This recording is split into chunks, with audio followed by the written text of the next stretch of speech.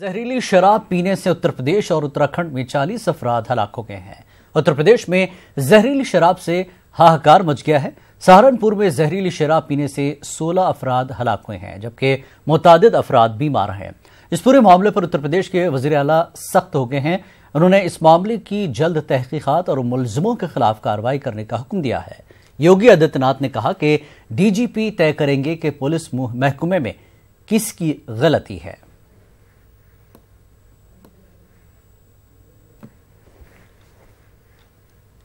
गांव में इन्होंने शराब पी थी।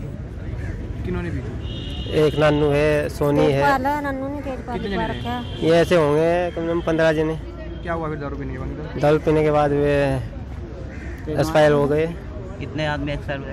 5 हो गए। क्या क्या नाम है इनका? राजू, एक का तो राजू है, इमरान नाई और एक का पिंटू।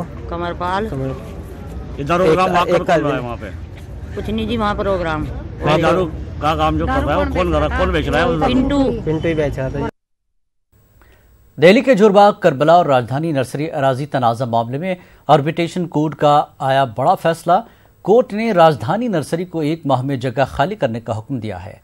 यही नहीं, कोर्ट ने राजधानी नर्सरी पर 5,88,316 रुपए का जुर्माने के अलावा 1,04,87,000 रुपए लीगल खर्च भी अदा करना होगा। अगर राजधानी नर्सरी जमीन को खाली करने में ताखीर करता है तो उसे रोजाना 2 लाख इजाफी अदा करना होगा।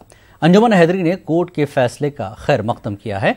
दूसरी जानब राजधानी नर्सरी के मालिक वसीम अहमद खान फैसले को आला अदालत में चैलेंज करने की बात कही है।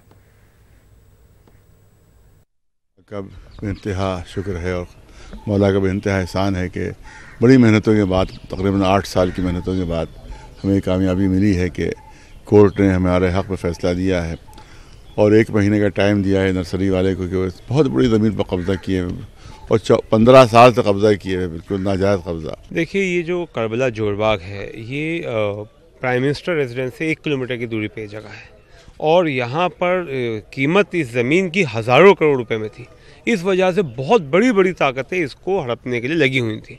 बट इस आज के ऑर्डर से ये साबित हो गया कि अगर लड़ाई ईमानदारी के साथ और मजबूती के साथ लड़ी जाए तो कितना ही बड़ा जालिम हो वो डरा नहीं सकता, हरा नहीं सकता। देखिए, फैसला तो आज ही आया है ना, और अभी मतलब पूरी तरह पढ़ा भी नहीं है कि उन्होंने क्या अपना फैसला दिया है इसके अंदर। अभी तो वो पहले हम पूरी तरह उसको स्टडी कर लेना कि क्या चीज़ है क्या नहीं है। ठीक है, मतलब उन्होंने जैसा आपने जो भी दिया है वो अपने हिसाब से दिया है और उन्होंने अब ठीक दिया है अपने हिसाब से जो भी दिया है।